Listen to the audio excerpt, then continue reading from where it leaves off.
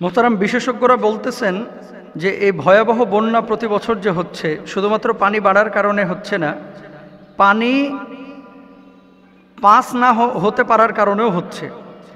খাল খনন, নালা নর্দমা যারা ভরাট করে ফেলেছে, খাল খনন প্রক্রিয়া, সেই সাথে নালা নর্দমা যারা ভরাট করে ফেলেছে, এই সমস্ত মানুষগুলোর কি আল্লাহর আদালতে দাঁড়াইতে হবে না? খুব গুরুত্বপূর্ণ একটি বিষয়। এবং আমাদের সম্মানিত শেখ আহমদুল্লাহ হাফিজাহুল্লাহ 2-3 দিন আগে একটা কথা বলেছিলেন যে খাল পরিষ্কার করার জন্য একটা পরিকল্পনা ফাউন্ডেশন নিবে, উদ্যোগ গ্রহণ করবে। কারণ প্রতি বছর ওই গায়ে খত তৈরি হবে আর আমরা যে মলম দিব, এটা তো হতে পারে না। তো খত কোথা থেকে তৈরি হয়, সেই জায়গাটা বন্ধ করতে হবে। আজকে কুমিল্লা নোয়াখালীতে যে বন্যাটা হচ্ছে, একমাত্র কারণ যে ছোট ছোট নদীগুলো এগুলো ভরাট করে ফেলেছে। যেখান দিয়ে পানিটা ঢুকেছিল সেখান দিয়ে পানিটা আর পাস করে অন্য জায়গায় যাইতে পারে না, আটকে গেছে, এই জন্য বন্যাটা হয়েছে। আচ্ছা, এটা কুমিল্লা নোয়াখালীর কথা বলতেছি না, সারা বাংলাদেশের একই চিত্র। মানুষ আগে কিন্তু পুকুর অনেক রেখেছিল, আগে খাল নালা নর্দমা অনেক রেখেছিল। এখন কিন্তু ঢাকার ভিতরে ময়লা ফেলতে ফেলতে এটাকে ভরাট করে ফেলে। আবার এই যে আশুলিয়া থেকে মনে করেন উত্তরা, ওদিকে গাবতলী থেকে সাভার, তারপরে ঢাকার বাইরে চিটাং রোড থেকে ওইদিকে চলে যান কাঁচপুর, চতুর্দিকে দেখবেন প্রতিদিন কেকের মতো দখল করতেছে, কাইটা কাইটা ভরাট করতেছে, যখন যে দল ক্ষমতায় আসতেছে। আপনাদেরকে একটা কথা বলি, পবিত্র কুরআনুল কারীমে আল্লাহ সুবহানাহু ওয়া তাআলা একটি কথা বলেছেন, ইয়া আইয়ুহাল্লাযীনা আমানু লা তাকুলু আমওয়ালাকুম, এমন সম্পদ তোমরা গ্রহণ করো না যেই সম্পদ আল্লাহ সুবহানাহু ওয়া তাআলা বলছেন যে অন্যায়ভাবে তোমরা গ্রাস করেছো। এই যে বুড়িগঙ্গা নদীর তীরে অনেকে আপনার অবৈধভাবে বসতি স্থাপন করে, এই গাবতলীতে সাইনবোর্ড লেখা থাকে এই জমির মালিক অমুকে অমুকে অমুকে। এই কাজগুলো যারা করে মানুষের ক্ষতি করতেছে, এদেরকে অবশ্যই আল্লাহর আদালতে দাঁড়াইতে হবে। খেয়াল করেন, খাল ভরাট করা, পুকুর ভরাট করা, এগুলো আসলে ঠিক না যেখানে মানুষের ক্ষতি হয়। তবে আপনি যদি বলেন যে পুকুর ভরাট করা কি হারাম, তাহলে আরে ভাই, আপনার যদি ব্যক্তিগত পুকুর থাকে, আপনার বাড়ির সামনে পুকুর এখন দরকার না, আপনি ভরাট করেন, সেটা আপনার ব্যক্তিগত ব্যাপার।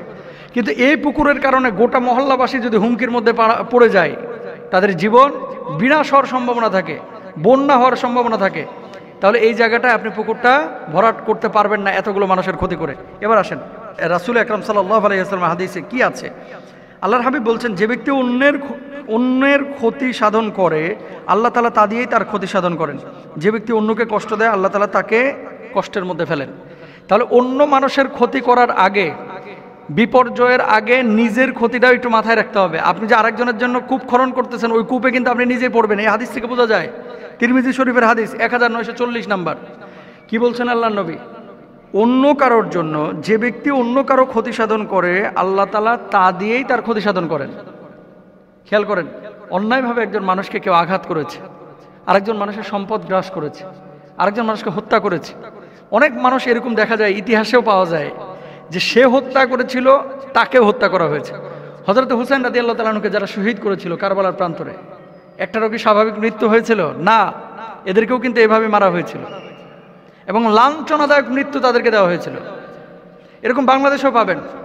মানে আপনি পাপ করেছেন, আরেকজনের ক্ষতি করেছেন, অথচ আল্লাহ আপনাকে এমনি এমনি ছেড়ে দিবে, এটা কোশ্চিন কালেও মনে করেন না। এত সোজারা, এটা কোশ্চিন কালেও মনে করবেন না।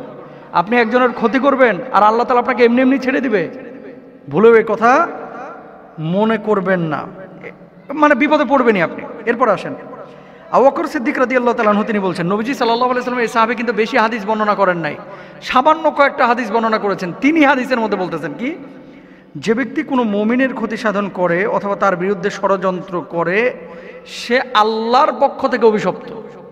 নবী তাকে অভিশাপ দিয়েছে, আল্লাহ তাকে অভিশাপ দিয়েছে। আপনি যে এখানে খালটা ভরাট করে ফেলছেন, আপনি যে এই যে বাড়ির ময়লা, পটল কাটা, পটল পচা ময়লা, আলু পচা ময়লা, তারপরে এই যে মাছের আঁশ, গরুর হাড্ডি, তারপরে মনে করেন চর্বি, তারপরে যা আছে ময়লা আবর্জনা সব নিয়ে যে কিছু মহিলা দেখবেন, মানে কাটাকুটি শেষ আইসা নিয়ে ওই যে ড্রেনটা সরকার বানায় রাখছে, সিটি কর্পোরেশন বানায় রাখছে, ধাপ করে ওখানে ফেলায় দেয়। এরপরে কি হচ্ছে? আপনি ফেলায় দিলেন আপনার বাড়ির সামনে, মাথায় আকল এতটুকু আপনার মানে কাজ করে না যে এখানে পানিটা কিভাবে পাস করবে? তার মানে কি গোটা মহল্লাবাসীর ক্ষতি আপনি করলেন। কালকে আমি মাতোয়াইলের এক এলাকায় ক্লাসে যাচ্ছিলাম, খেয়াল করেন মানুষ কতটা নিকৃষ্ট হতে পারে। 200 মিটারের মধ্যে দেখলাম 5টা ম্যানহোল নাই, মানে এই লোহার ঢাকনা, যে এই ঢাকনার লোভ সামলাইতে পারে নাই। 5টা ম্যানহোলের ঢাকনা 200 মিটারের মধ্যে নাই, 1 কিলোমিটারের মধ্যে 13টা ঢাকনা নাই, 13টা ঢাকনা নাই। তো যে জাতির কাছে পচা পানি যে ড্রেন দিয়ে যায়, ওই ড্রেনের পানিটাকে যে ঢাকনাটা ঢাকে রাখে, এই ঢাকনাটা নিরাপদ না, এর কাছে ব্যাংকের ভল্ট কিভাবে নিরাপদ থাকে? এই মানুষগুলোর কাছে কিভাবে আমাদের সম্পদগুলো নিরাপদ থাকে? কারা এরা? আপনি বলবেন এরা হিরোঞ্চি। হুজুর, সবাই হিরোঞ্চি না, ভাঙ করে হিরোঞ্চির, এগুলো চোর, এগুলো ডাকাত। সুতরাং মানুষের ক্ষতি করে কখনো ভালো থাকা যায় না। আল্লাহ তাআলা আমাদেরকে বোঝার তৌফিক দান করুন।